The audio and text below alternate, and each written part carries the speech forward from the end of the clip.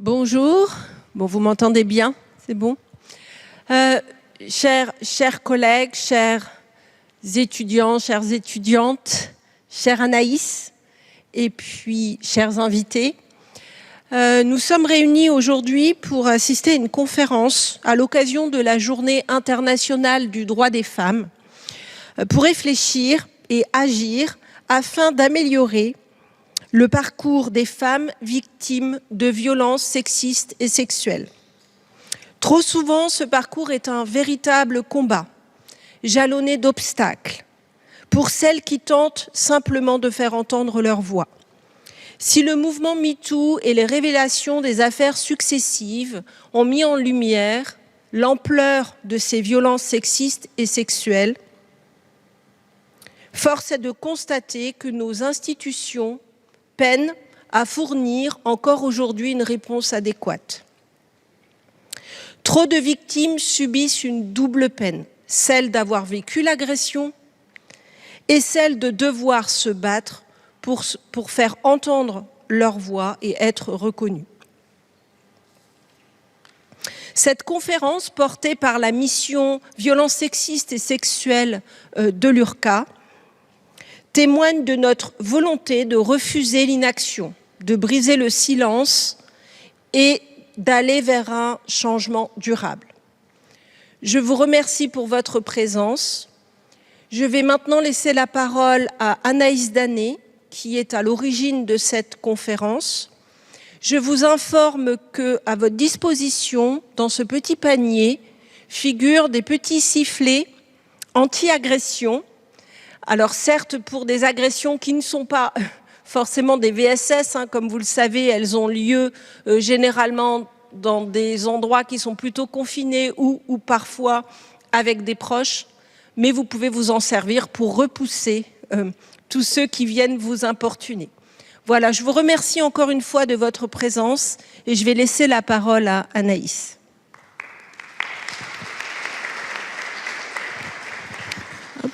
Merci Stéphanie, bienvenue à toutes et à tous. Déjà, merci effectivement d'être présents et présentes aujourd'hui. Je vais commencer par un petit mot de remerciement à mes deux intervenantes et à Caroline, mais que je désignerai plutôt comme animatrice puisqu'elle va m'aider à animer cette rencontre. Donc Clara Achour et Anna Glazewski, je vous laisserai vous présenter toutes les deux dans un instant. Peut-être commencer aussi par un trigger warning puisqu'on va parler aujourd'hui de violences sexistes et sexuelles. Ça peut réveiller certaines choses douloureuses, donc si vous avez besoin, vous pouvez sortir de la salle, évidemment, il n'y a pas de difficulté là-dessus. L'objet de cette conférence, donc Stéphanie Caillès, qui est vice-présidente en charge de l'égalité femmes-hommes notamment, l'a dit, c'est dans le prolongement de la journée du 8 mars, de réfléchir et de prendre conscience aux conséquences concrètes du traitement des affaires de violences sexuelles par les institutions sur la vie des femmes qui sont victimes de violences sexuelles. Alors j'en profite ici pour préciser d'emblée que là, je viens de dire des femmes victimes, évidemment, il peut arriver que certains hommes soient également victimes de ces violences, mais enfin, 85% des victimes de violences sexuelles sont des femmes, 96% des auteurs de violences sexuelles sont des hommes. Ce sont des chiffres qui sont issus des chiffres clés Égalité Femmes-Hommes 2024 du ministère chargé de l'égalité entre les femmes et les hommes et de la lutte contre les discriminations. Donc on se permettra, si vous en êtes toutes d'accord, de désigner à chaque fois, quand on parlera d'agresseurs ou d'auteurs, sans se sentir obligé de féminiser et d'adopter à chaque fois les doubles standards. Sans plus attendre, je vous laisse la parole à l'une et l'autre d'abord pour vous présenter et puis ensuite on laissera la parole plus longuement à Clara Achour, puis à Anna Glazewski et enfin Caroline Chaud et moi, on essaiera de rebondir pour alimenter la conversation avant de laisser bien sûr un temps d'échange avec vous qui êtes présents et présentes aujourd'hui. Clara.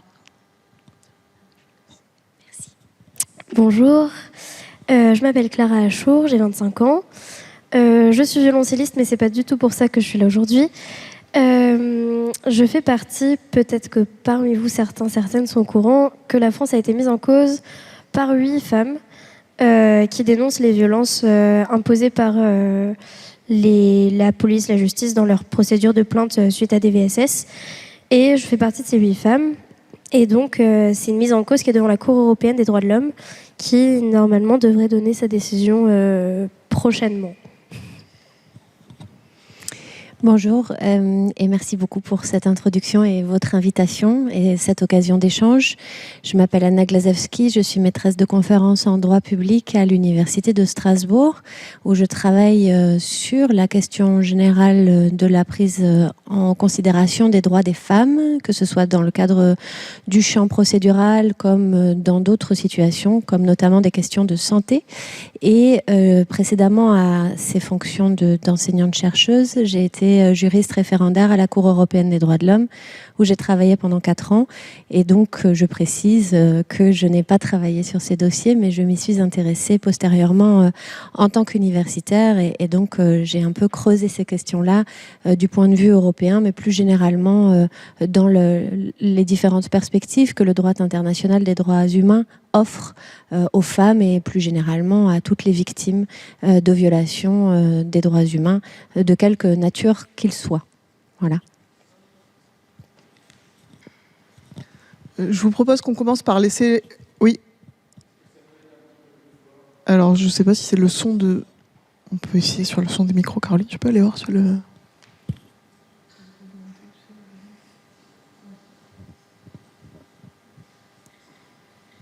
On va voir si c'est mieux.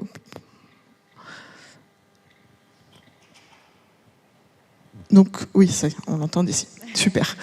Donc, je vous propose de commencer par laisser la parole à Clara, puisque il nous a semblé que parfois, en tout cas, quand on est juriste, et on est là 3 juristes à cette table ronde, on enseigne les arrêts, c'est ce qu'on se disait en discutant entre nous avant de venir vous rejoindre.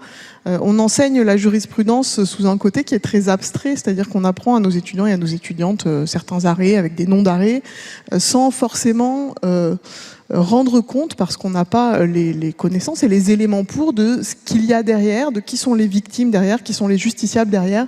Et pour cette raison-là, ça nous paraissait important de commencer à laisser la parole à Clara. Donc Clara, nous te laissons la parole.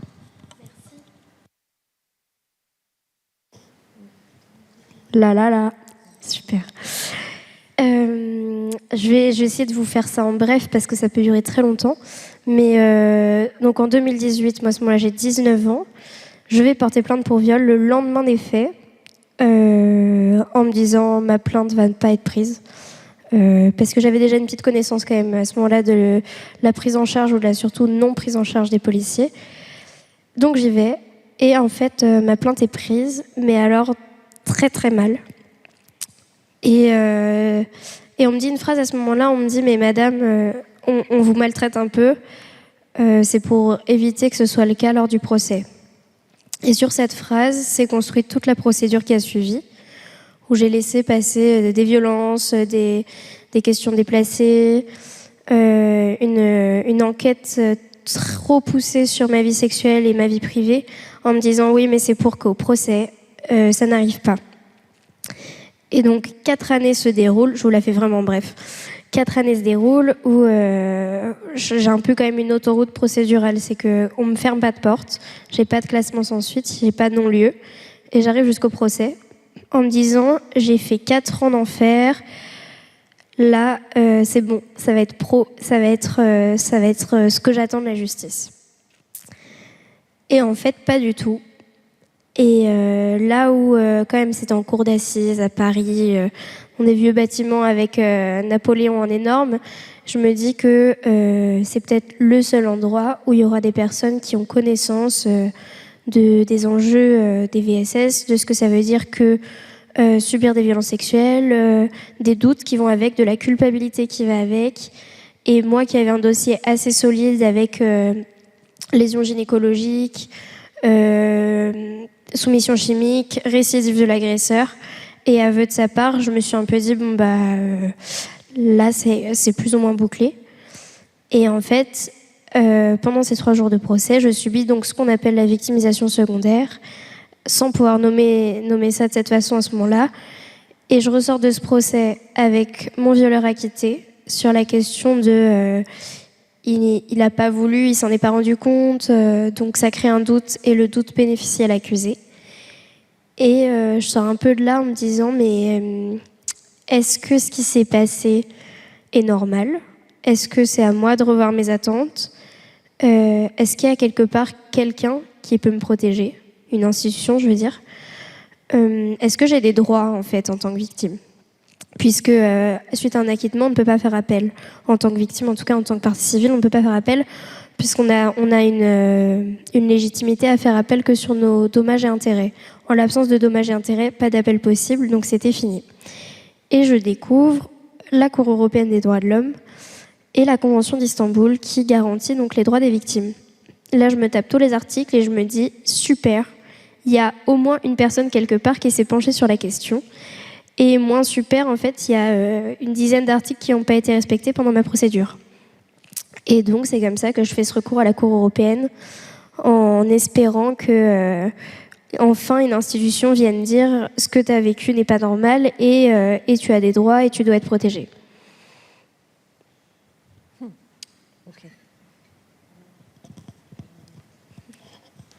Alors, je vous propose de rebondir là-dessus, et puis peut-être que tu auras des commentaires à faire sur ces éléments-là.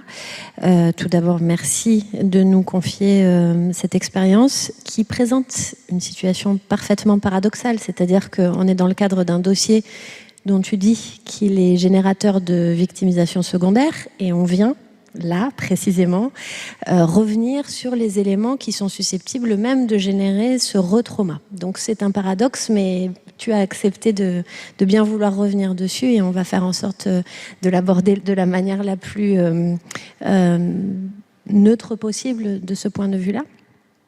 S'agissant de la victimisation secondaire, et avant de rentrer et de proposer une définition spécifique, il y a quelque chose d'assez intéressant à penser l'évolution du droit. On est dans une faculté de droit, alors je profite de revenir là-dessus, et de penser deux branches du droit qui sont principalement concernées ici. Le droit pénal d'une part, et les libertés fondamentales, les libertés publiques, les droits de l'homme d'autre part, ou les droits humains. Du point de vue du droit pénal, la procédure s'est construite dans une logique progressive de recherche d'efficacité et de vérité judiciaire. Donc tout se concentre dans la procédure sur cet objectif qui est de parvenir à identifier la vérité d'un récit et à en punir éventuellement les responsables, et puis, le cas échéant, à indemniser les parties civiles et donc à les reconnaître en tant que victimes.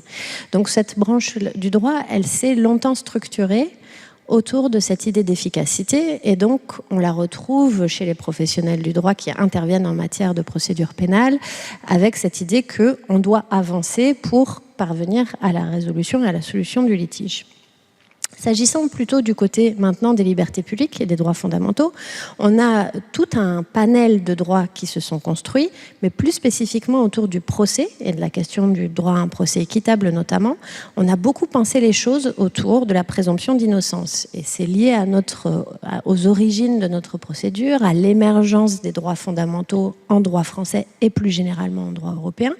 Et donc, si on recoupe ces deux grandes évolutions, on a un procès qui doit avancer et qui doit avancer de manière très efficace, et de l'autre côté, on doit préserver des droits, et notamment les droits des accusés, et c'est tout à fait légitime. En tout cas, il n'est pas du tout question, et c'est pas l'objet de mon propos, que de revenir sur la place cardinale, centrale, accordée à la présomption d'innocence. Mais ces grandes évolutions, qui sont ici schématisées, caricaturales, permettent de comprendre qu'il y a tout un pan de la procédure qui est un pan qui n'est un peu pas trop pensé par les universitaires ou par les praticiens. Et ce pan-là, c'est celui de l'expérience des personnes qui sont concernées, des justiciables. Et en l'occurrence, aujourd'hui, on les qualifiera de victimes, quel que soit le statut procédural spécifique en droit pénal.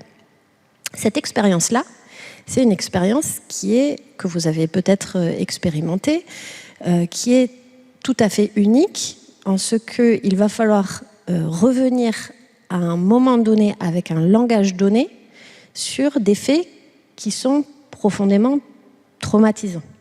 Mais on y revient avec donc notre capacité à faire face à ce trauma, et puis avec une absence, bien souvent, une absence de connaissance des mots du droit, de la procédure, des institutions. Et donc, on se trouve totalement projeté au centre d'une affaire qui nous concerne extrêmement intimement et douloureusement, mais avec des outils qu'on découvre en faisant, et qu'on découvre si on est bien accompagné, et encore bien accompagné, hein, c'est pas seulement avoir un bon avocat, mais c'est aussi avoir autour de soi des proches qui soutiennent, qui entendent, qui écoutent, etc.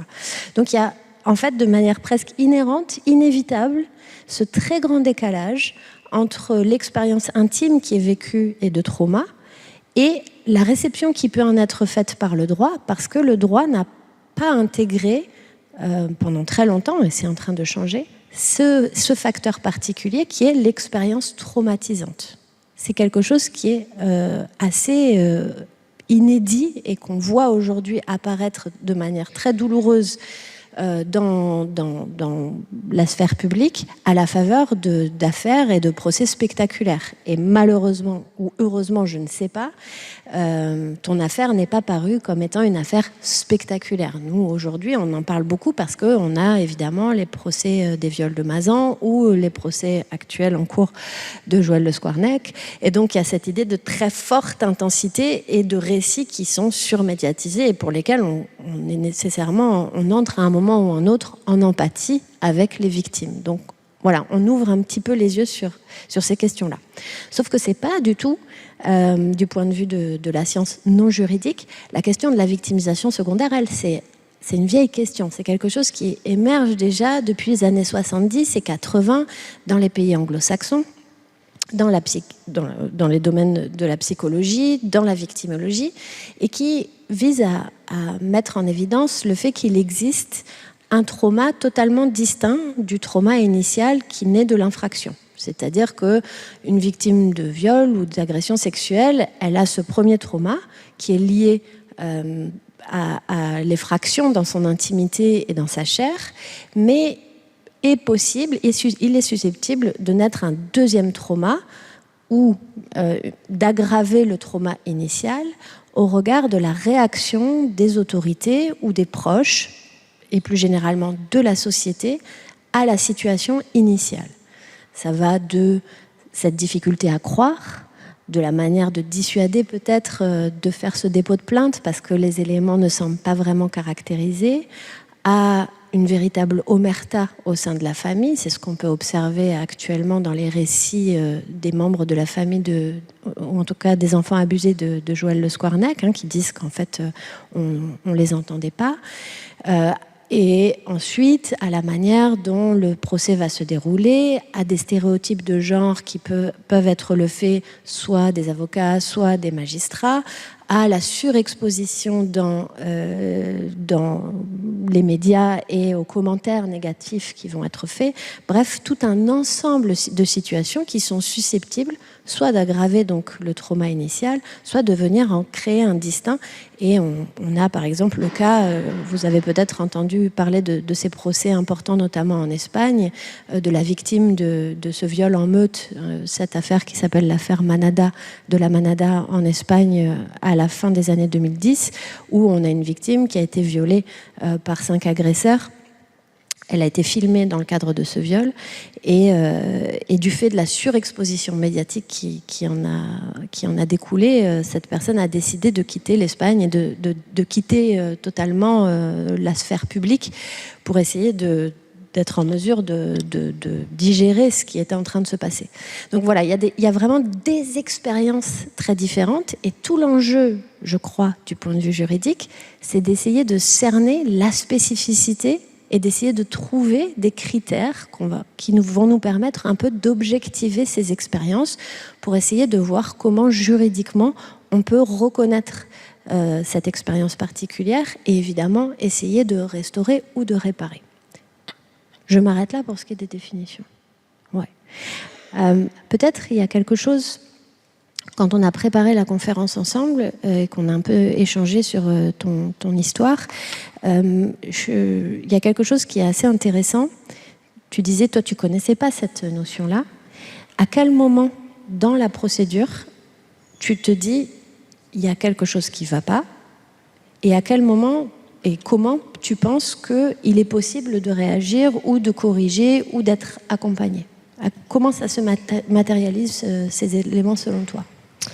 Moi, je mettrais vraiment quand même à chaque fois la distinction de l'enquête d'une part, l'instruction d'autre part et le procès enfin, où, disons que pendant l'enquête, donc c'était devant des policiers, très rapidement j'ai compris qu'ils ne savaient pas qualifier les faits. Donc les aveux de mon agresseur, qui sont des aveux de viols digitaux, passent à la trappe. Parce que je viens porter plainte, c'est pour des viols pas digitaux. Et donc eux notent heureusement littéralement les mots de mon agresseur, mais moi je les découvre qu'à la fin de l'instruction. Et donc le manque de compréhension de leur part de ce qu'est vraiment un viol, juridiquement parlant, je veux dire, ça m'a porté préjudice. Ça a permis derrière qu'on vienne me demander de justifier de choses pour lesquelles mon agresseur justifiait mon propre comportement. C'est-à-dire que moi, c'était dans un cadre privé, dans une soirée entre amis. Et quand on lui pose la question est-ce que Clara vous draguait, il répond non, non, pas du tout, on était vraiment juste deux amis. Mais on vient quand même me demander derrière, mais quand vous faites ça, quand vous dites ça, quand vous allez chez cet ami, vous ne lui présentez pas votre petit copain, est-ce que c'est pas un signe que vous essayez de le séduire? Et en fait, à ce moment-là, les policiers prennent le parti de se dire, si moi j'avais été à la place de l'homme accusé, qu'est-ce que j'aurais pensé? Là où lui dit, je savais qu'elle était en couple, je savais qu'elle n'était pas intéressée, ce n'était pas ambigu. Et donc déjà, le fait qu'ils se permettent de se déplacer comme ça, pour moi, en tout cas, j'avais aucune clé de compréhension là-dessus. Et à ce moment-là, je me dis, ok, c'est hyper bizarre, parce que là, on est en train de déplacer les choses, d'en oublier les faits, et de déplacer les choses vers une question de mœurs, d'éthique.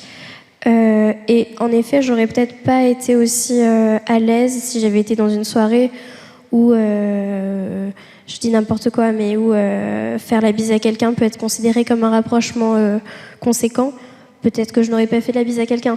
Là, en l'occurrence, si on vient lui dire « vous êtes fait la bise », oui. Est-ce que c'était ambigu? Il répond non. Bon, bah, la question se pose plus de savoir qu'est-ce qui est flou, qu'est-ce qui ne l'est pas. Et donc, d'une part, il y a ça du côté des policiers où je trouve qu'ils se déplacent vraiment de leur rôle principal et où ils vont chercher à répétition, donc d'une part auprès de moi pour que je justifie de chaque geste effectué pendant cette soirée, mais aussi auprès de mes ex-conjoints. Donc à l'époque, j'ai 19 ans, mes ex-conjoints, c'est mes ex-amoureux. Enfin, c'est vraiment, on est dans cet ordre-là.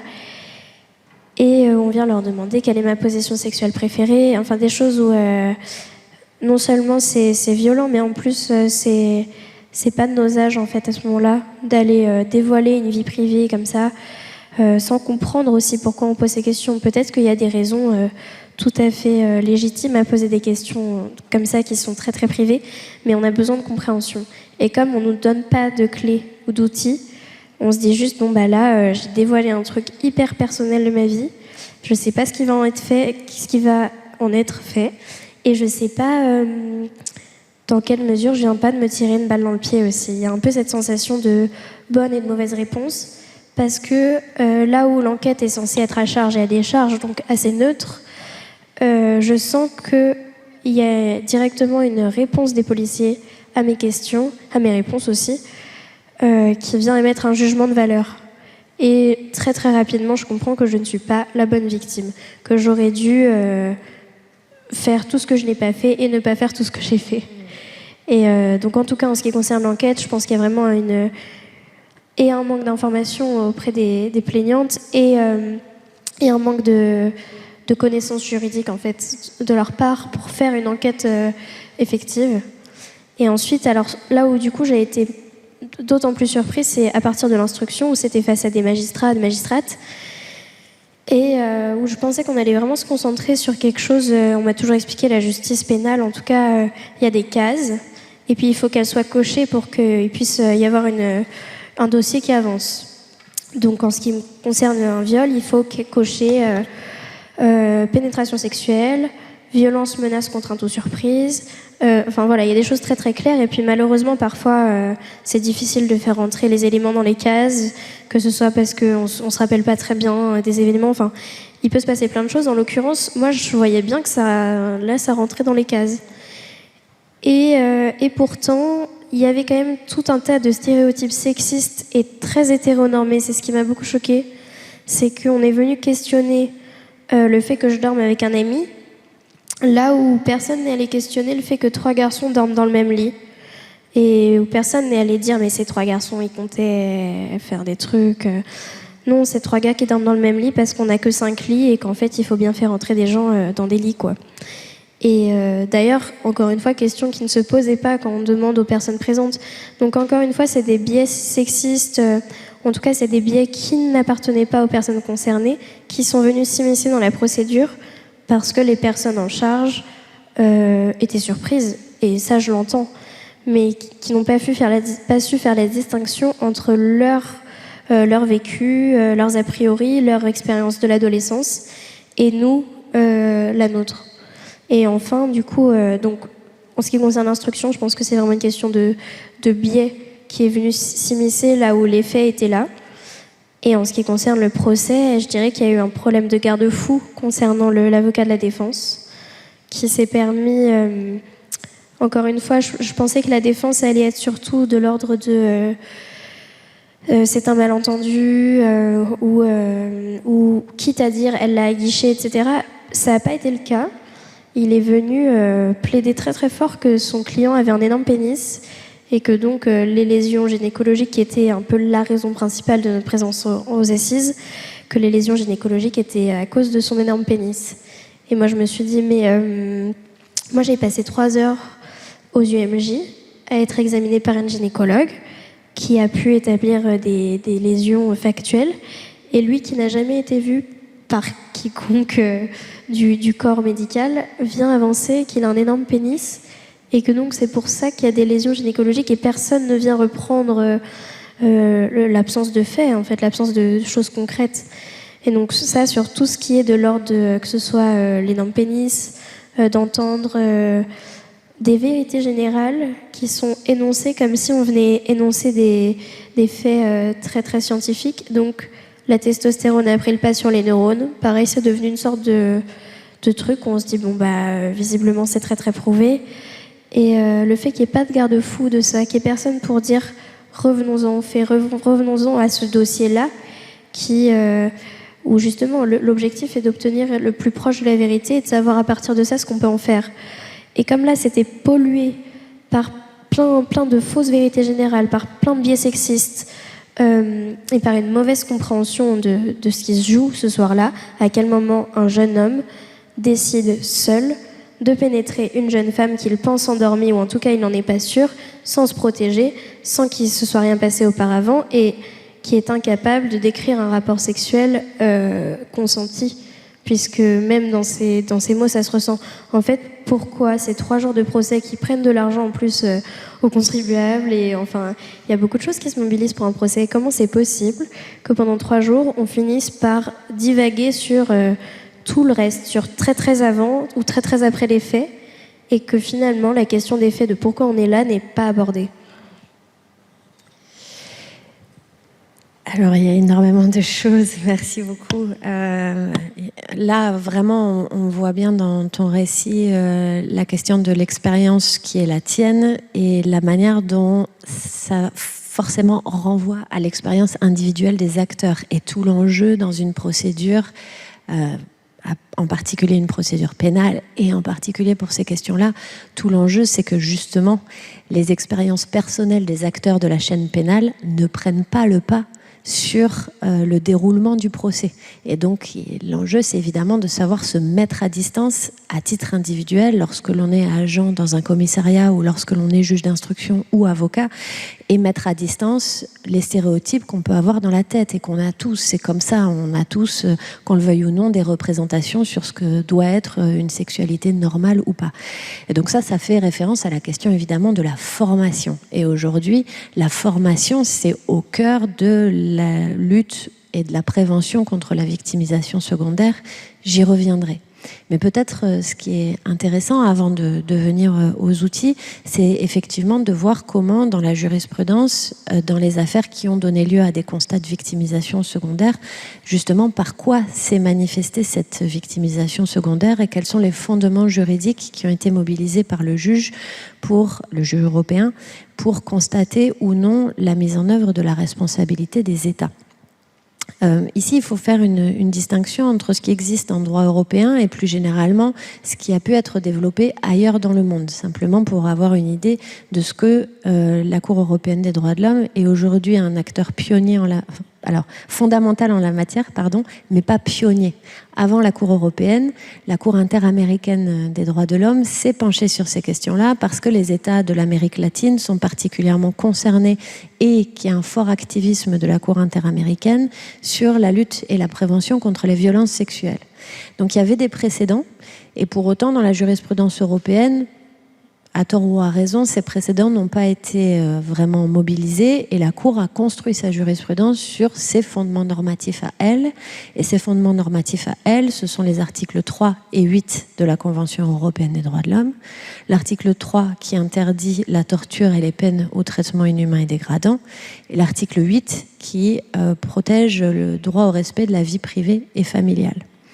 La jurisprudence de la Cour s'est construite progressivement avant le début des années 2010 autour de l'idée selon laquelle la procédure pénale doit évidemment poursuivre cette logique d'efficacité. Il faut effectivement engager des procédures efficaces pour parvenir à la mise en évidence de la réalité judiciaire et de la vérité judiciaire, mais elle a créé une sorte de garde-fou ou de contre-feu à cet objectif d'efficacité en disant que cette procédure, elle doit aussi être conduite dans l'intérêt des victimes.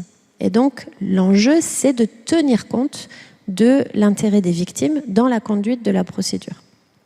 Ce qui est assez intéressant, c'est que la Cour a combiné. Alors, dans toutes les affaires sur la victimisation secondaire, il est soit question de l'article 3, soit question de l'article 8, soit question des deux. Mais cette idée de contrepoids et d'intérêt, de prise en considération de l'intérêt de la victime, on la retrouve surtout dans les affaires où sont mobilisés les articles 3 et 8 de la Convention. Ce qui est assez intéressant, c'est de voir que ce qui est aujourd'hui constaté comme relevant de la victimisation secondaire, ce sont des éléments assez disparates, assez distincts, assez différents. Et c'est propre à chaque affaire, parce que la Cour juge des faits in concreto, des procédures in concreto, et donc elle va, dans chaque type d'affaire, examiner quels vont être les faits susceptibles de constituer ou non de la victimisation secondaire. Et parfois, la Cour relève qu'il existe des cas graves de victimisation secondaire, ce qui n'a pas d'incidence sur le constat au final, qui est un constat de violation des articles 3 et 8, mais ce qui peut avoir une incidence du point de vue des États pour considérer ce qui est problématique dans les affaires en question. Dans la première affaire où la Cour reconnaît l'existence de faits de victimisation secondaire, c'est une affaire qui remonte à 2015 et qui concerne la Slovénie, c'est l'affaire Y contre Slovénie. L'enjeu concernait une victime mineure au moment des faits et qui avait vu son procès durer, la procédure durer dans le temps, c'était une procédure assez longue, et dans le cadre de l'audience, qui estimait avoir été victime de victimisation secondaire, notamment parce qu'il y avait eu un contre-interrogatoire très musclé de la part de la défense, qui avait conduit la victime à être en situation de grave détresse émotionnelle au moment du procès. Et donc là, la Cour estime que sur le volet de la durée de la procédure, il y a une atteinte à l'obligation positive procédurale de mener une enquête et de mener une procédure effective. Donc elle sanctionne sur ce terrain-là. Et pour ce qui est du volet à l'audience, elle sanctionne sur le terrain de l'article 8.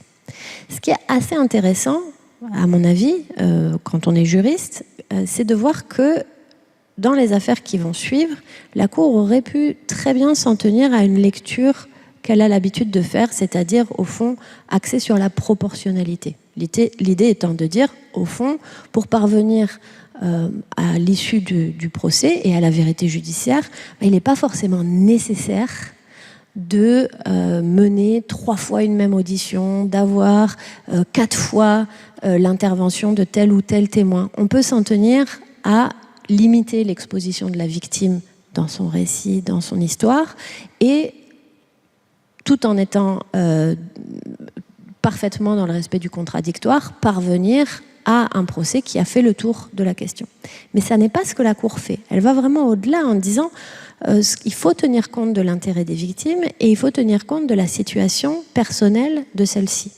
Et dans une affaire particulièrement douloureuse et particulièrement violente, quand on va lire les faits qui concernent, là encore, une mineure au moment des faits, qui s'appelle l'affaire NC contre Turquie, qui a été qualifiée de procès de la honte en Turquie, la Cour a relevé un cas grave de victimisation secondaire parce que cette personne victime de multiples viols en bande organisée par des membres notamment de la classe judiciaire en Turquie avait fait l'objet de très nombreux examens gynécologiques, avait dû se rendre sur les lieux dans lesquels elle avait été violée, sans que l'on sache pourquoi cette reconstitution des faits était nécessaire, puisque les éléments de procédure ne le justifiaient pas, avait, au moment de l'audience, et sans qu'on ne comprenne vraiment dans le dossier pour quelles raisons, avait été conduite à mimer les positions dans lesquelles elle avait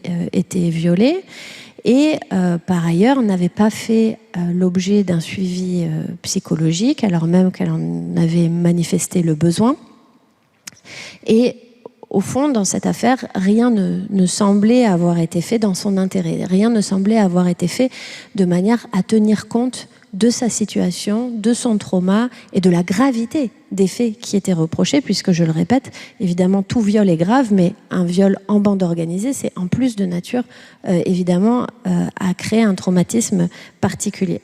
Là, l'enjeu, c'est effectivement de considérer que la violation, elle se situe sur le terrain des articles 3 et 8 et qu'elle constitue des cas graves de victimisation secondaire. Parce qu'à aucun moment de la procédure, l'intérêt de la victime n'a été pris en considération et que la détresse qui a résulté de la conduite de la procédure, je résume et j'oublie d'ailleurs beaucoup de faits. La victime avait notamment demandé la délocalisation du procès. Elle avait fait l'objet, à l'arrivée à l'audience, d'agressions physiques par des membres de la famille des accusés. Donc il y avait vraiment des circonstances particulièrement douloureuses pour cette victime. Eh bien, la Cour a vraiment mis en évidence que c'est l'intégralité de ces faits et cette succession de faits qui constitue un cas grave de victimisation secondaire. Mais vous voyez, ici, on ne peut pas l'isoler. On ne peut vraiment pas isoler un moment ou un aspect de la procédure. Ça va contraster, par exemple, avec une affaire qui va suivre peu de temps après, qui s'appelle l'affaire JL contre Italie, et qui, là, concerne non une mineure, mais une majeure. Et on se rapproche un petit peu des éléments que tu décris dans ton affaire, puisqu'il s'agissait d'une personne qui était majeure, qui se rend à une fête et qui a une relation sexuelle avec une personne qui, par ailleurs, avait déjà été un partenaire sexuel. Et donc ça, c'est quelque chose qui est susceptible de créer cette fameuse accusation, à tort ou à raison, d'ambivalence sexuelle, tout concourant à penser que parce qu'on a déjà eu une relation sexuelle avec quelqu'un, eh bien une autre relation sexuelle serait nécessairement consentie. Donc ça, c'est effectivement un danger et évidemment un enjeu dans l'appréciation des faits. Et à l'audience, le magistrat qui était en charge du déroulé de l'audience avait lourdement souligné ce caractère ambivalent et puis avait énuméré un certain nombre de commentaires, avait fait preuve d'un certain nombre de commentaires, notamment sur la lingerie qu'elle portait au moment le jour de cette soirée, puisqu'elle était de couleur rouge et que donc c'était que quelque part ce soir-là, si elle avait mis de la lingerie rouge, c'était peut-être susceptible d'être une invitation à une activité sexuelle librement consentie, ce qui évidemment était démenti par cette femme qui considérait qu'en fait à aucun moment, parce qu'elle avait mis de la lingerie rouge, il y avait un appel à quelques activité sexuelle de nature consentie, et qui donc avait dû se défendre sur ces éléments qu'elle estimait, comme toi tu l'expliques, totalement lointains avec ce qui s'était passé à ce moment-là. Et ce qui s'était passé à ce moment-là, c'était un viol dans une voiture avec une personne qui, au demeurant, semblait peu intéressée par se préoccuper du consentement de la personne avec qui il avait un rapport sexuel. Ce qui est intéressant ici, c'est que la victimisation secondaire, elle ne se situe pas dans un faisceau d'éléments, dans un ensemble d'éléments, mais davantage dans l'attitude du magistrat qui se retrouve ensuite dans la motivation du jugement. Puisque même dans la motivation, il y a des éléments de stéréotypes sexistes et que la Cour relève ces stéréotypes dans le cadre de la motivation du jugement. Et ça, c'est tout à fait distinct des éléments que j'ai évoqués précédemment de l'affaire NC contre Turquie, qui relèvent davantage de problématiques de coordination et de prise en charge de l'intérêt de la victime à tous les stades de la procédure. Donc là, avec ces 3 exemples, vous avez des éléments qui vous montrent que la victimisation secondaire, elle est susceptible d'être établie dans des cas de figure assez différents, même si les causes de cette victimisation secondaire, elles peuvent être identifiées ensuite avec des facteurs culturels, avec la question évidemment des stéréotypes sexistes qui irriguent éventuellement un certain nombre de cultures. Mais voilà, ça, je pensais que c'était assez intéressant de mettre en évidence ces différences-là pour qu'on voit bien que la victimisation secondaire peut être identifiée de différentes manières. Ensuite, l'enjeu, à mon avis, et l'enjeu crucial, c'est que, comme je le dis depuis le début, c'est une expérience. Et la notion de victimisation secondaire, il va falloir l'objectiver. Et quand on est victime ou justiciable, l'enjeu, c'est d'essayer de se mettre un petit peu en retrait de ce qu'on est en train de vivre et de dire, mais ça, c'est pas normal, je suis en train de vivre quelque chose qui me semble pas juste. Et il va falloir essayer de qualifier ces éléments-là et de les noter. Et un des enjeux autour de la notion de victimisation secondaire ou de seconde victimisation ou de revictimisation, c'est d'essayer d'objectiver ce qui peut être un sentiment. Et on n'est pas très à l'aise, nous les juristes, avec les émotions et avec les sentiments. On n'aime pas trop ça parce que c'est subjectif et parce que s'il faut caractériser du subjectif, en règle générale, on aime bien avoir du matériel et des éléments concrets. Et donc, cette notion-là de victimisation secondaire, elle est aussi assez critiquée par une partie par différents courants victimologiques qui disent qu'au fond, on a du mal à faire la distinction entre ce qui relève de l'insatisfaction du justiciable dans l'expérience procédurale, de ce qui relève d'un véritable trauma. Et donc, il va y avoir un enjeu d'essayer d'identifier où se situe la frontière. Et dans le cadre de la jurisprudence européenne, aujourd'hui, on n'en est pas là.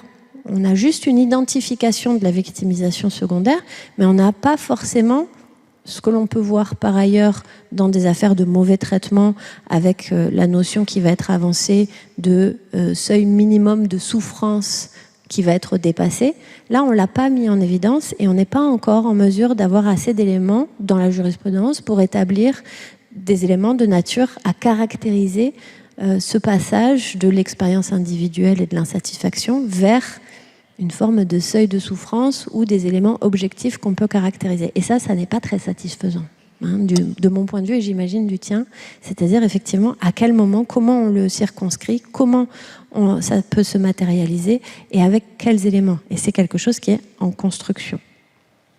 Voilà à ce stade ce que je voulais dire à ce sujet.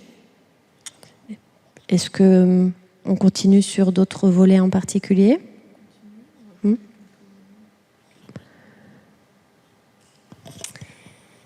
Oui, non, je voulais juste préciser, parce que là, je pense que depuis quand même le procès Pellico, en l'occurrence, la société civile a un peu plus perçu ce qui se passe pendant le procès. Et il y a beaucoup de gens qui me disent, parce que moi j'en parle publiquement, et j'ai pas de souci à en discuter, et il y a beaucoup de gens qui m'ont souvent dit, mais c'est vrai que c'est difficile en fait un procès, c'est difficile d'être de nouveau face à son agresseur, de reparler des faits, etc. Et c'est vrai que c'est difficile, c'est quelque chose sur lequel généralement on travaille, que ce soit avec des psys, avec son entourage quand on en a un. Mais vraiment, ce qui est important pour moi, c'est de bien faire la différence entre cette difficulté-là, qui d'ailleurs existe aussi dans tout type de crime, c'est que aller remuer des choses comme ça qui sont douloureuses, c'est évidemment pas évident. Mais la victimisation secondaire n'est pas ça, ou en tout cas n'est pas que ça, et que c'est vraiment quelque chose dont on peut se passer Et d'ailleurs, je pense que ça freine même l'efficacité des enquêtes, des instructions, parce que sans victimisation secondaire, les acteurs, actrices du système judiciaire auraient une meilleure confiance de la part des justiciables et donc certainement aussi des meilleurs échanges plus riches, plus détaillés. Quand je vois là, du coup, je suis une petite centaine de victimes en cours de procédure. Elles me disent toutes, j'ai pas osé leur dire exactement telle ou telle chose. Et alors, c'est du détail. Généralement, c'est pas quelque chose qui va nuire, mais ça va nuire le jour où elles oublient ne pas avoir mentionné tel ou tel ex et qu'on vient leur dire pourquoi vous nous aviez pas parlé de ce Gaston à l'époque. Et elles disent parce que j'étais pas en confiance et ça c'est pas entendu. Alors qu'en fait, restaurer un lien de confiance entre les justiciables et les actrices de la justice, c'est ce qui permet de faire avancer les choses, de comprendre ce qui se joue, de donner des réponses aussi. Peu importe l'issue pénale, c'est qu'en fait, pendant une procédure, il y a plein de maillons, le dossier il passe entre plein de personnes, parfois à l'écrit, parfois à l'oral, parfois les deux. Et s'il y a un maillon qui est défaillant, ça peut mettre en l'air tout le reste. De même que par contre, s'il y a un maillon qui vraiment fait son travail aussi avec la dignité de la personne en face en tête, et d'ailleurs je parle de victimes là, mais ça s'applique aussi aux accusés en l'occurrence, mais de garder en tête que la personne en face a droit à une dignité, ça fait partie d'une réparation. Et il y a plusieurs victimes que j'ai vues qui ont eu des classements sans suite, des non-lieux, mais qui ont été entendues avec une vraie écoute, avec des personnes qui leur ont dit avec les éléments que vous nous amenez, nous allons faire au mieux. Et ça les répare en fait. Donc c'est un pouvoir énorme. Et je trouve que c'est aussi porteur d'espoir de se dire que sur une personne qui fait son travail avec tout ça en tête et pas seulement l'aspect pénal, le pouvoir est énorme. Juste peut-être pour rebondir sur cette question de confiance dans la justice de la part des justiciables et d'efficacité de la procédure pénale, simplement vous donner quelques chiffres, je crois que c'est là l'occasion, puisque aujourd'hui on estime que 6% des victimes d'agressions sexuelles seulement portent plainte. Je crois que ça monte à 10% pour les viols, mais c'est extrêmement peu. Et sur ces plaintes, 86% des plaintes pour violences sexuelles et 94% des plaintes pour viol sont classées sans suite. Ce qui montre bien que le cas de ton affaire, Clara, c'est pas un cas isolé. Et que même si elle est mise en lumière parce que la plainte a été portée par toi et par d'autres victimes devant la CEDH, c'est vraiment un problème systémique ici. Et tous ces chiffres mis bout à bout, ça nous donne quand même un résultat qui est qu'on aurait aujourd'hui seulement 0,6% des viols qui aboutiraient à une condamnation. Enfin 0,6%, c'est extrêmement ridicule. Et en fait, alors... j'ai envie de croire évidemment que ces prises de conscience sont porteuses d'espoir et que les choses bougent. On constate quand même que depuis MeToo, le nombre des condamnations est stable, que ce soit pour agression sexuelle ou pour viol, si on grade en termes de gravité, au sens du droit pénal en tout cas, ce qui montre bien que là effectivement il y a un enjeu systémique dans cette prise en charge par les institutions. Il y a quelque chose d'intéressant aussi, c'est que cette notion de victimisation secondaire, elle est souvent vécue au stade individuel, à l'aune d'une expérience. Et si on dézoome un peu et qu'on décentre un peu notre perception, on peut s'intéresser à la manière dont c'est traité par la Cour interaméricaine des droits de l'homme, qui est très avant-gardiste en la matière, et qui a considéré que la victimisation secondaire, elle était aussi susceptible d'être qualifiée de violence institutionnelle. Et ça, c'est une notion qu'on n'a pas dans notre jurisprudence européenne, et qui renvoie à cette question systémique, qui est de dire, au fond, et c'est ça toute la difficulté, quand une personne est victime d'un viol, elle se tourne vers la justice en qui elle a confiance. Au moins, elle espère pouvoir avoir confiance pour effectivement, si ce n'est se réparer, peut-être se restaurer. On fait une distinction entre justice restauratrice et justice réparatrice. Mais quand ce rendez-vous-là est manqué, c'est-à-dire que quand les acteurs de la procédure ne répondent pas à ce besoin de restauration ou de réparation, il y a ce sentiment de forte trahison, de forte déception. Et au fond, on peut se demander si c'est quelque chose qui est voulu par les acteurs de l'institution. Et en fait, quand on rencontre des magistrats, des avocats, il y a rarement des magistrats ou des avocats qui viendraient dire, en tout cas moi j'en ai jamais rencontré qui viendrait dire bah, si, en fait, on s'en fiche, on ne s'intéresse pas aux victimes, ce qui compte, c'est qu'on fasse un chiffre, ou bref, il est rarement question de ça. En fait, en règle générale, surtout la jeune génération de magistrats, en tout cas ceux que j'ai pu rencontrer, sont très intéressés par la manière dont ils peuvent améliorer la situation et cherchent à se remettre en question, à réfléchir à leurs pratiques. Mais il y a quelque chose qui les en empêche, et ce quelque chose, il est structurel, c'est-à-dire le nombre de dossiers qui s'amoncellent sur leur bureau ou dans leur cabinet, et le temps qui leur est imparti, le coût de la procédure. Et donc, il y a tout cet enjeu qui est de dire, mais en fait, on est censé faire bien, mais dans des circonstances qui sont extrêmement contraintes. Et donc, quels sont les moyens dont on dispose? Moyens humains, moyens matériels, moyens en termes de temps. Et il y a un enjeu ici qui est très fort sur la manière dont on conduit la justice aujourd'hui. Et la manière, c'est pas que la procédure, c'est les moyens qu'on met dedans. Et là, c'est quelque chose d'assez important, je pense, et qui nous envoie aussi à réfléchir à l'organisation de la justice et à cette question qui est parfois invoquée, qui est de dire, au fond, est-ce qu'on ne jugerait pas mieux si on jugerait dans des juridictions spécialisées ? On a des expériences dans d'autres pays, l'Espagne qui a mis ça en place depuis 2004, mais même avant ça, l'Afrique du Sud en 1993, et plus près de nous dans le temps, le Québec en 2021. Et on a déjà des statistiques et des retours d'expérience sur ces possibilités-là. Alors il y a des pour et des contre.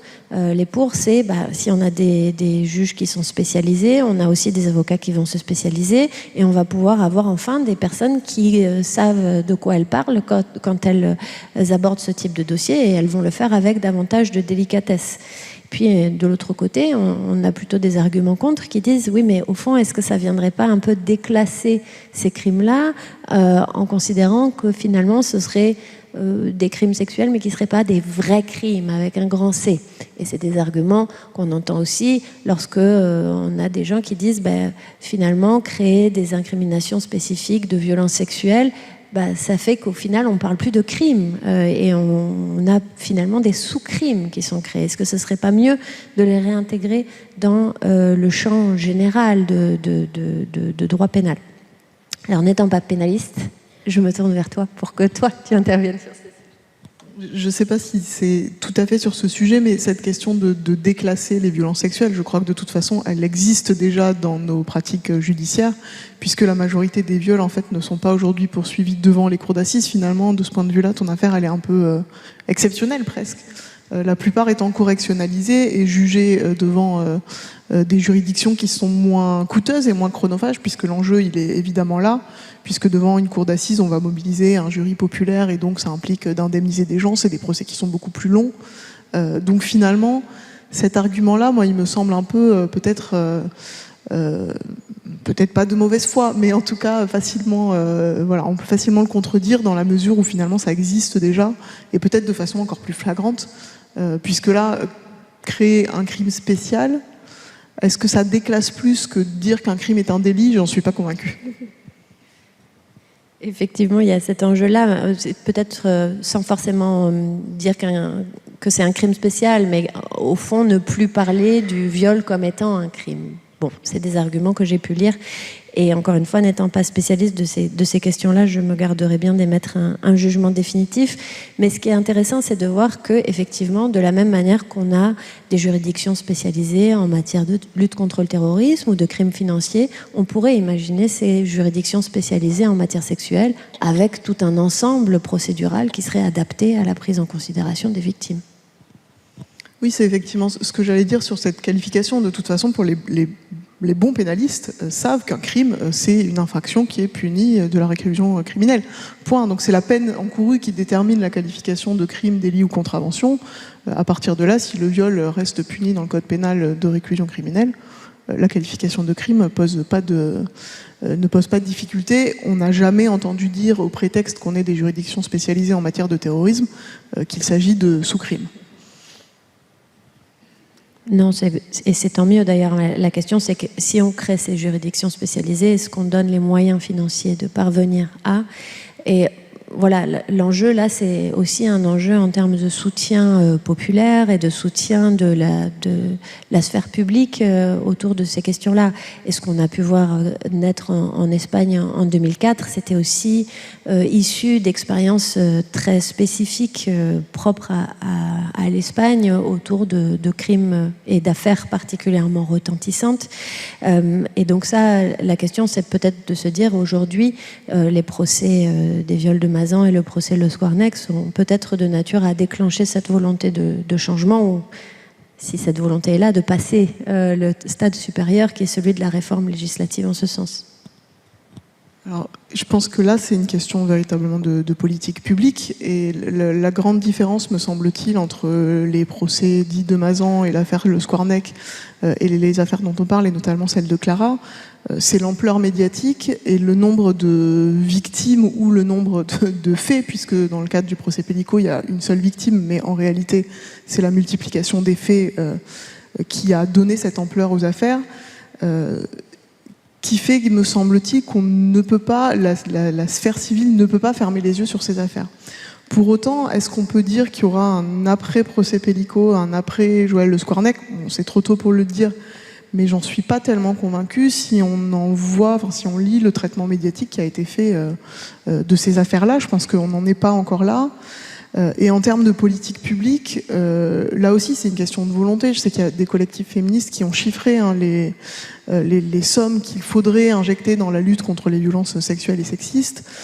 Et notamment, alors moi je me suis intéressée, je crois que de mémoire c'est 2,6 milliards d'euros qui est demandé à peu près. Je me suis intéressée au-delà de la question financière à la question de la formation qui serait nécessaire pour tous les professionnels. Et j'ai regardé le dernier rapport qui a été produit par l'État français et remis, c'est assez récent, en juin 2024 au Grevio, qui est le groupe, c'est le groupe d'experts de lutte contre les violences sexuelles qui est en fait chargé de suivre l'exécution de la Convention d'Istanbul dont on parlait tout à l'heure. Et notamment sur la question de la formation, j'ai été assez effarée, je crois qu'on peut le dire comme ça, de la fine épaisseur des formations qui étaient mise en avant, qui était justifiée par l'État français dans le cadre de la mise en œuvre de cette convention, puisque, pour vous donner une idée, s'agissant de la police, aucune formation spécifique en formation initiale n'est prévue s'agissant des violences sexuelles. Alors en formation continue, l'État français justifie d'avoir formé en 2022 283 professionnels et 309 en 2023. J'ai pas les chiffres exacts du nombre de policiers, mais il me semble que la proportion est extrêmement minime. S'agissant des magistrats, on a beaucoup de modules de formation spécifiques, mais spécifiques aux violences conjugales en réalité, et qui du coup doivent sans doute inclure la question des violences sexuelles, mais c'est encore une autre problématique. Alors les avocats sont pas, les barreaux sont pas compris dans le rapport parce que ça dépend pas d'une formation dispensée par l'État. Mais j'entendais il y a quelques jours dans le cadre d'un festival qui s'est tenu à Reims, une avocate expliquer que depuis l'affaire Pellico, notamment depuis le procès Mazan, ni les barreaux locaux ni le Conseil national des barreaux ne s'étaient saisis de cette question de comment on intègre ces questions-là dans la formation de nos futurs avocats. Donc je crois qu'il y a effectivement vraiment un enjeu de politique publique et de volonté ici. Et très clairement, je pense que les politiques que nous avons actuellement au pouvoir ne sont pas véritablement dans cette volonté-là. Merci.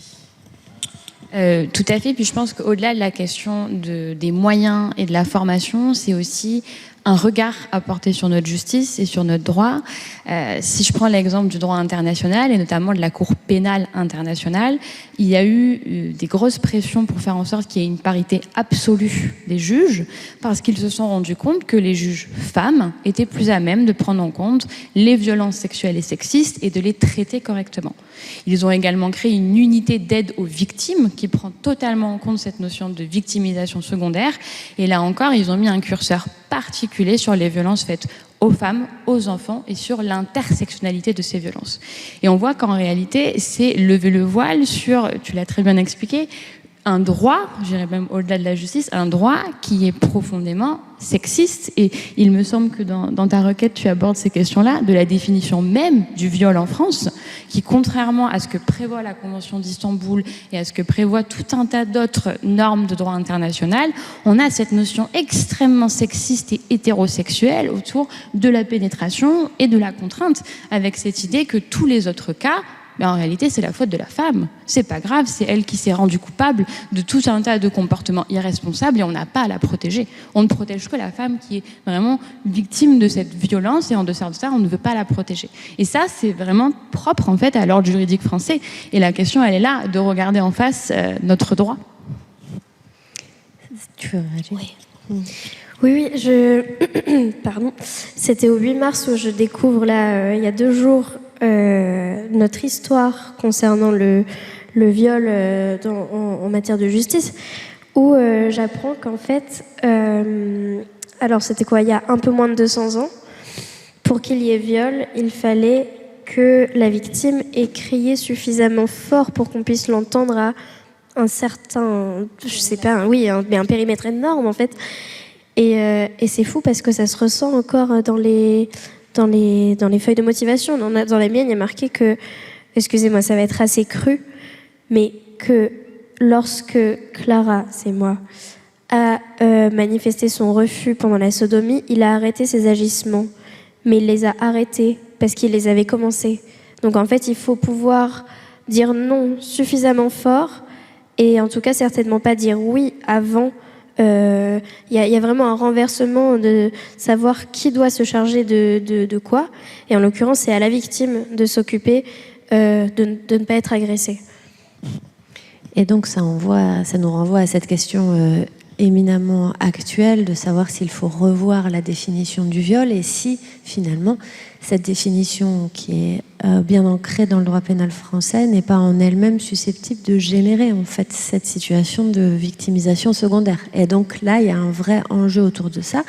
Je crois que c'est Catherine Lemaguerès qui a notamment mis en évidence cette idée selon laquelle dans le droit français, dans le droit pénal actuellement, on a une présomption de consentement.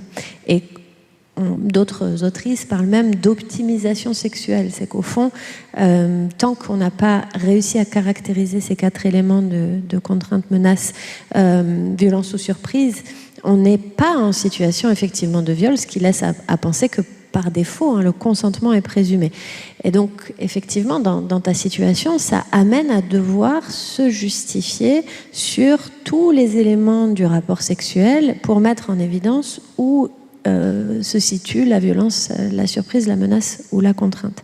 Ce qui est assez intéressant ici, c'est de voir que dans d'autres États proches de nous et avec des traditions juridiques assez proches, la Belgique notamment, la réforme a été effectuée. Et avant de revenir simplement sur l'opportunité de cette réforme, je voudrais simplement dire que depuis 2003, la jurisprudence de la Cour européenne est tout à fait claire là-dessus. Au titre des articles 3 et 8 de la Convention que j'ai mentionnée tout à l'heure, un État doit mettre en œuvre, doit assurer une obligation positive de réprimer des crimes de viol comme étant un acte sexuel non consenti. Ça, c'est clair. Et cette jurisprudence-là, elle est applicable pour la Bulgarie, c'est une affaire MC contre Bulgarie, mais elle s'étend à l'ensemble des États partis à la Convention européenne des droits de l'homme.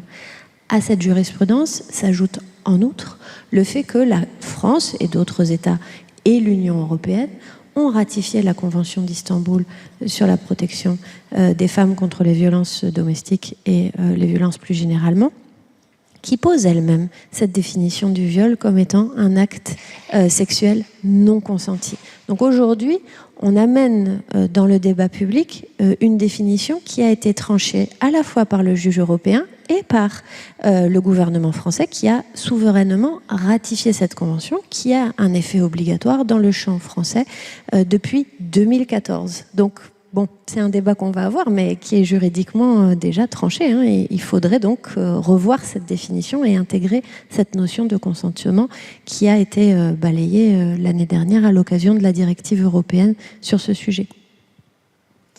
Si effectivement je peux compléter là-dessus, alors on va en parler dans le débat public puisqu'il y a une proposition de loi qui a été déposée là tout récemment pour modifier effectivement la définition du viol.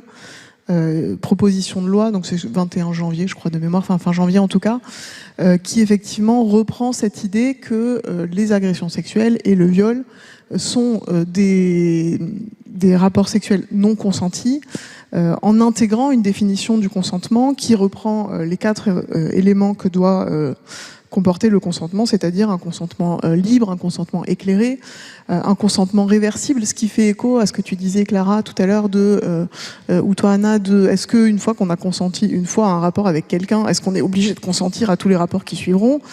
Si on prend ce caractère réversible du consentement, la réponse est évidemment non. Et la dernière catégorie étant le consentement spécifique, la spécificité du consentement. On peut être d'accord pour un acte, mais pas pour les actes qui suivent. On verra ce qui lancera des discussions parlementaires sur cette question. Est-ce que c'est opportun ou pas? Alors il y a des débats hein, évidemment en doctrine, certains considérant qu'en réalité la notion de consentement elle est déjà incluse dans notre définition aujourd'hui avec ces 4 modalités finalement, violence, contrainte, menace ou surprise. Mais je crois qu'il y a quand même dans cette intégration, dans nos textes même de la notion de consentement, un enjeu qui est aussi symbolique et de changement de paradigme et d'arrêter de partir du postulat de cette présomption de consentement qui implique que c'est finalement à la victime de démontrer qu'elle n'a pas consenti. Il y a une inquiétude sur comment on va établir le consentement et la réponse qu'on entend tout de suite. Mais alors, qu'est-ce qu'il faut faire? Signer un papier avant d'avoir un rapport sexuel? Et donc là, peut-être dire aussi que le droit a une tradition. Il y a une tradition, une pratique, une coutume de ce que c'est que le consentement. On ne part pas d'une page blanche. On l'a beaucoup vu en droit civil, évidemment, dans le cadre du contrat. Et on peut imaginer, évidemment, avoir une définition particulière dans le champ du droit pénal. Et puis en plus, comme je le disais, il y a aussi d'autres États que nous. On peut aussi s'intéresser à ce qui a été fait. Et comme je le disais, la Belgique qui a modifié récemment son droit pénal pour intégrer cette notion du consentement a aussi prévu d'exclure explicitement les cas dans lesquels il ne peut y avoir consentement. Par exemple, lorsqu'on est endormi ou lorsqu'on est inconscient, ce qui existe aussi dans la jurisprudence française, mais qui a pour vertu de venir clarifier et préciser les choses. Et en ce sens, effectivement, la modification législative, elle va pouvoir intégrer cette histoire, cette pratique juridique, et puis venir la formaliser pour l'avenir et pour introduire justement ce changement de paradigme dont tu parlais. Donc, il n'est pas forcément question de signer un papier avant d'avoir un rapport sexuel, mais il est question de venir réfléchir à ce que ça signifie véritablement le consentement. Et dans le cadre de l'affaire des viols de Mazan, il y avait cette idée de dire, les accusés qui disaient j'avais pas vraiment conscience que je violais, c'est monsieur Pellicot qui en consentant pour sa femme, a consenti par procuration. Mais il y a tout cet enjeu de se dire, mais au fond, mais qu'est-ce qui s'est passé en fait? Ces hommes-là, ils se sont bien déplacés pour aller jusqu'au lieu de ces actes sexuels, et ils se sont bien enregistrés sur coco.fr, ils ont bien rempli un formulaire, donc il y a bien eu des actes qui témoignent d'une forme d'intention. Donc on peut essayer d'objectiver ces choses-là et de fonctionner au travers de ce que les juristes connaissent très très bien, qui s'appelle le faisceau d'indices, et qui vont venir justement dire mais qu'est-ce que monsieur, dans le cadre du viol que tu décris, à quel moment il s'est assuré de ce que tu étais d'accord pour ces pénétrations, pour ces actes-là, et à quel moment on peut objectiver qu'il y a bien eu cet échange, c'est-à-dire est-ce qu'on est en train de faire ce qu'on est en train de faire? Et est-ce qu'on peut en attester ensemble? Est-ce qu'on a vécu cette réalité? Évidemment, quand on est drogué ou quand on est inconscient, on ne peut pas, donc on l'exclut, on l'inscrit dans la loi. Mais on a les éléments pour justement chercher à objectiver ce consentement. Donc je crois qu'il faut totalement essayer de dépassionner ce débat et de rationaliser un petit peu. On a une culture juridique, on a des outils qui nous permettent de le faire, on a des expériences étrangères, et en plus, on a un antécédent fort qui est une décision juridictionnelle et une décision politique avec la Convention d'Istanbul. Donc tous les voyants sont ouverts. Et pour aller dans ton sens, à moins que Clara, tu voulais intervenir, sur le parallèle que tu fais avec le droit civil, on peut aussi observer que la notion de consentement, donc on connaît très bien en droit civil, en droit des contrats, elle implique à chaque fois qu'on caractérise d'abord l'existence d'un consentement, ce qui fait écho à ce que tu dis sur le droit belge. S'il n'y a pas de possibilité de consentir, il n'y a pas de consentement, tout simplement. Et puis après, une fois que le consentement existe, on s'assure qu'il est libre et exempt de vice. Et finalement, alors évidemment, il faut l'adapter à la situation et au droit pénal, mais on est dans cette même logique-là, je crois. Donc effectivement, on ne part pas du tout de zéro. Quant à la question de va-t-il falloir démontrer qu'on a signé un contrat pour se dédouaner des accusations dont on fait l'objet, absolument pas. Et le principe en procédure pénale restera le même, c'est-à-dire ça restera au ministère public de prouver que la personne poursuivie a bien commis les faits. Simplement, ce que ça peut changer, c'est peut-être qu'au lieu de s'intéresser, comme on le fait aujourd'hui, ce qui donne lieu à des victimisations secondaires, au comportement de la victime, à ce qu'elle a fait, ce qu'elle n'a pas fait, à ce qu'elle a refusé suffisamment fort, de façon suffisamment explicite, on va s'intéresser au comportement de l'agresseur pour savoir si, oui ou non, il a mis en place telle chose ou telle autre chose pour s'assurer du consentement de la personne avec laquelle il entendait avoir un acte sexuel. On ne va même pas parler de relation sexuelle, puisque le terme même de relation implique quand même une certaine mutualité, si je peux dire ça comme ça, une réciprocité en tout cas, qu'il n'y a pas dans ces affaires de violence sexuelle. Donc je crois qu'effectivement, tu as tout à fait raison là-dessus. Il faut dépassionner cette question-là de on va être obligé de signer des contrats à chaque fois. Absolument pas. Oui, et pour avoir échangé donc récemment avec Marie-Charlotte Garin, qui était aussi partie des personnes à l'initiative de cette proposition de loi, c'est pas une façon de révolutionner la loi, c'est vraiment pour apporter des nouveaux éléments, ce qui aidera justement, je vous parlais de cases tout à l'heure, peut-être que ça fait écho à ce qu'on vous a appris, ça permet d'ajouter des cases qui permettent aux magistrats, aux magistrates, là où il y a vraiment éthiquement quelque chose qui correspond à ce pourquoi on doit poursuivre quelqu'un, qu'il y ait des cases juridiques qui puissent être remplies, parce qu'on garde bien sûr violence, contrainte, menace ou surprise, mais on étaye vraiment les circonstances, qu'est-ce qui doit être apprécié, parce qu'en fait, pour l'instant, on se place vraiment encore trop du point de vue de l'auteur, et d'où le fait que, comme dans mon cas, la notion d'intention prenne le dessus, alors que factuellement, normalement, il y avait tout ce qu'il fallait pour être dans les petites cases. Si vous êtes d'accord, on peut peut-être laisser la parole s'il y a des questions pour nos intervenantes. Bonjour, merci pour votre témoignage, madame, et puis pour vos éclaircissements. Je me pose une question dans cette affaire qui arrive devant la CEDH, c'est est-ce qu'on a connaissance déjà de la substance des observations du gouvernement français et quel est le sens de leurs observations? J'imagine déjà un peu la réponse, mais je voudrais en être sûr. Merci. Le gouvernement français nie totalement avoir évidemment outrepassé les articles de la Convention d'Istanbul et décrète en effet que, en ce qui me concerne, en tout cas j'ai pas lu pour les autres, que je ne suis pas satisfaite de l'issue et que c'est pour ça que je poursuis la France. Bonjour, merci beaucoup pour votre présentation. Je me posais la question sur est-ce qu'on a un moyen d'obtenir les chiffres justement sur tous ces viols qui sont requalifiés en agression sexuelle? Je réponds. Alors oui, moi je les ai pas là, je peux pas vous les donner de façon instantanée, mais tous ces chiffres-là, en fait, ils sont dans les chiffres qui sont produits par le ministère de la Justice, où on nous dit très clairement combien d'affaires, combien on peut comparer en fait le nombre de plaintes déposées pour viol au départ et ensuite le nombre d'affaires qui sont jugées pour viol et pour agression sexuelle, sachant que cette correctionnalisation, elle a lieu avec l'accord de la victime. Il faut l'accord de la victime pour correctionnaliser un crime. Je complète juste qu'en effet, il faut l'accorder à la victime, et en plus, là où ils sont assez malins, c'est qu'en fait, on a droit à un chantage si on n'accepte pas. Donc en plus, il y a vraiment une façon de faire qui vient pousser les victimes à accepter.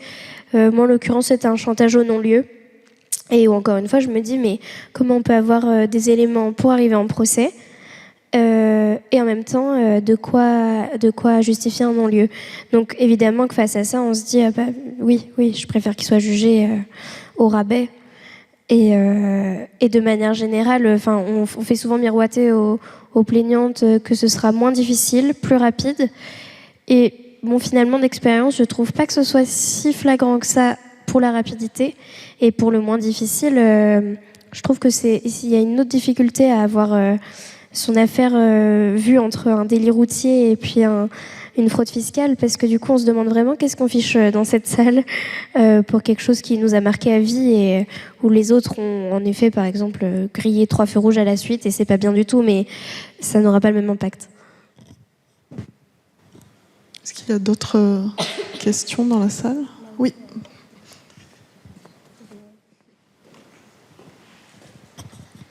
Merci pour votre présentation. J'avais une question concernant le cas espagnol. Il me semble qu'ils ont déjà opté pour une sorte de contractualisation de la vie sentimentale. Est-ce que vous avez un avis sur cette question ? Alors, pour ce qui est de l'Espagne, vous faites référence à la loi intégrale de 2022 qu'on appelle souvent solo si es si, seulement un oui est un oui. Et cette logique de contractualisation, en fait, c'est effectivement d'intégrer la notion de consentement dans la définition du viol. Donc, globalement, les chiffres de condamnation ont augmenté, ce qui est lié aussi au fait qu'il y a des juridictions spécialisées, donc il y a des moyens qui ont été mis et qu'il y a de la formation qui a été assurée. On parlait tout à l'heure du Grevio et du rapport qui est préparé s'agissant de la France. Donc cet organe qui assure le suivi de l'exécution de la Convention d'Istanbul s'est intéressé à cette loi et a rendu son rapport concernant la situation espagnole, en mettant en évidence que la réforme était une réforme qui allait dans le sens de la Convention d'Istanbul, qui allait dans le bon sens, mais qui néanmoins avait encore un certain nombre d'angles morts qu'il convenait de souligner et qui font écho à ce qu'on évoquait tout à l'heure, qui est la question de prendre en compte l'intégralité des victimes. Et vraisemblablement, le plus gros angle mort de la loi de 2022 concerne les victimes issues de minorités, notamment qui se situent dans des zones rurales, qui sont étrangères et ou analphabètes, c'est-à-dire qui ont un très difficile accès à la justice. Et c'est pas peu de monde, en fait, c'est beaucoup de femmes, et c'est notamment les femmes migrantes qui travaillent dans les champs et dans les productions agricoles, et qui sont vraisemblablement passés sous les radars de la réforme, et donc c'est là l'enjeu du principal progrès à faire pour ce qui est de l'Espagne. Mais s'agissant vraiment du changement de législation et des moyens qui ont été mis en œuvre, vraisemblablement le Grevio semble considérer que ce sont les bons efforts et le bon sens dans lequel il faut aller. S'il n'y a pas d'autres questions, moi j'en ai peut-être une dernière ou une avant-dernière, je ne sais pas. Pour toi, Clara, qu'est-ce que tu attends en fait de cette décision de la Cour européenne des droits de l'homme pour toi et peut-être plus largement? Là, en l'occurrence pour moi, c'est le dernier espoir pour qu'il y ait une institution qui vienne dire oui, tu avais raison.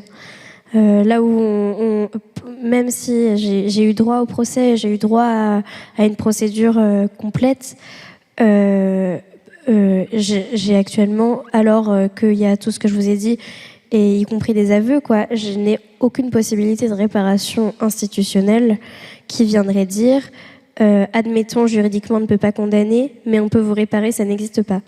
Et donc là, évidemment, c'est une réparation symbolique, mais bon, évidemment, on baisse nos attentes au fur et à mesure de la procédure, et symbolique, et en même temps, je pense que j'ai l'espoir que ça puisse faire bouger les lignes, tant pour les personnes qui s'adressent à la justice que les personnes qui y travaillent et qui se retrouvent à devoir jongler avec beaucoup trop de choses qui correspondent pas les unes aux autres. Enfin, quand je vois qu'il y a plusieurs magistrats et magistrates qui disent avoir classé sans suite à l'appel, alors qu'il et elle croyaient les victimes, ça montre qu'on manque encore de moyens, que ce soit humains, matériels, en matière de temps, peut-être même en matière de suivi psychologique pour les personnes concernées et les membres de la justice.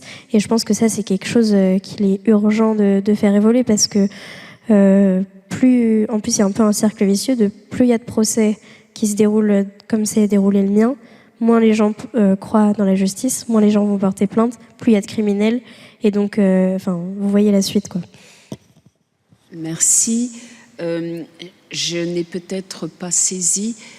Avez-vous le chiffre, le pourcentage de confiance des Français dans la justice en matière de violences sexistes? Ça pourrait donc peut-être expliquer qu'il y ait peu de démarches juridiques. Non, je ne les ai pas parce que ces sondages sont faits par des sociétés de sondage ou par différents collectifs et donc des échantillons différents et je les ai pas en tête tous et même ils sont assez variables à vrai dire selon les périodes, selon les catégories de personnes concernées. Mais peut-être qu'Anaïs, toi tu as des éléments plus précis à avancer. Pas forcément plus précis, puis je pense que la question je reviens sur la scène, de la confiance, enfin de savoir est-ce qu'on peut obtenir un pourcentage de confiance spécifique relative aux violences sexuelles, je pense que c'est assez difficile à objectiver en réalité, et c'est peut-être pour ça qu'on n'a pas de chiffres qui précisent ça véritablement. Est-ce que ça explique le faible nombre de plaintes? Sans doute en partie, après je crois qu'il n'y a évidemment pas que cela. Alors là, on est entre juristes et musiciennes, mais les psychologues nous le diront peut-être mieux, mais je crois qu'il y a aussi tout ce qui résulte des mécanismes psychologiques de type amnésie traumatique, état de sidération, qui explique aussi que les plaintes ne sont pas déposées, parfois parce que les faits sont révélés des années après, alors que les faits sont prescrits, et donc il y a un enjeu de est-ce que la victime veut ressoulever tout ça, parce que c'est difficile, et tu l'as dit Clara, au-delà de la victimisation secondaire, même dans une hypothèse idéale, si tant est que ça puisse être idéal de devoir aller déposer plainte pour ce type de fait, mais même dans une hypothèse où on n'aurait pas de victimisation secondaire, ça reste difficile comme expérience à vivre, mais tout ça fait qu'il y a sans doute une mise en balance entre est-ce qu'on veut parler de tout ça dans la justice, pourquoi, dans quel but, et ça peut justifier un refus ou en tout cas une non-volonté de déposer plainte, sans pour autant d'ailleurs, et je crois que c'est important de le dire, que ça doive décrédibiliser la parole de ces victimes-là. Et ça c'est un enjeu, alors là je fais un petit parallèle procédure pénale et procédure disciplinaire, parce que souvent dans les procédures disciplinaires et notamment au sein des universités, là pour le coup j'en parle en connaissance de cause, on entend ce discours qui consiste à dire oui mais là on ne peut pas poursuivre disciplinairement parce que la victime n'a pas déposé plainte, alors qu'en fait ce sont deux choses qui sont totalement différentes et totalement décorrélées l'une de l'autre, et qu'il y a tout un tas de raisons qui peuvent expliquer cette absence de plainte qui sont tout aussi légitimes que la volonté d'une victime de déposer plainte, et je crois que c'est pas une question de courage, c'est pas une question de volonté, je crois que c'est important de le dire aussi. Sans compter, on n'a pas du tout parlé d'argent à ce stade, mais que ça a aussi un coût financier, de pouvoir assurer tous les frais en fait afférents aux soins médicaux, aux soins psy, à la défense pénale, éventuellement le coût que ça peut avoir pour des professions qui n'auraient pas la possibilité d'être indemnisées en cas d'arrêt de travail, qui est consécutif. Le fait qu'en plus la confiance, c'est pas que au moment du dépôt de la plainte en fait, ce qu'on appelle le taux d'attrition, c'est-à-dire cette différence entre le moment où l'affaire est signalée et le nombre d'affaires qui sortent de la chaîne pénale. Il y a beaucoup de moments où il est susceptible où cette chaîne pénale est susceptible d'être abandonnée par les personnes concernées, et c'est pas qu'au moment du dépôt de la plainte. Il y a beaucoup de phases de découragement, notamment lorsque la procédure dure très longtemps, qu'au final tout d'un coup on est saisi parce que ça y est, ça va être audiencé, il faut y aller, il faut être prêt, mais en fait on n'est pas du tout prêt parce qu'on fait autre chose dans notre vie et qu'on a laissé un peu ça de côté, qu'on essaye d'avancer, et donc on est saisi par ce calendrier-là qui n'est pas le nôtre. Donc cette confiance-là, c'est vraiment un temps long. C'est pas que la confiance, je voudrais vraiment pas passer ce message, en tout cas, c'est pas que la confiance à l'égard des brigadiers ou des agents qu'on va rencontrer, et qui peuvent d'ailleurs par ailleurs être tout à fait remarquables et délicat et plein de tact au moment de l'audience. Ça évidemment existe, je veux stigmatiser pas du tout les professions de la chaîne judiciaire ici, ou les stéréotypes à l'encontre des policiers ou des gendarmes, donc il faut aussi faire ce travail de déconstruction de notre côté-là, mais ça peut arriver plus tard et à des moments qu'on soupçonne pas, aussi pour des raisons de stress post-traumatique et indépendamment de faits susceptibles d'être justifiés ou expliqués au moment où ça arrive. Je ne sais pas s'il y a une dernière question, sinon il est 18h tout pile, donc je vous propose de nous arrêter là. Merci beaucoup encore Clara et Anna d'être venues jusqu'à nous pour cette conférence.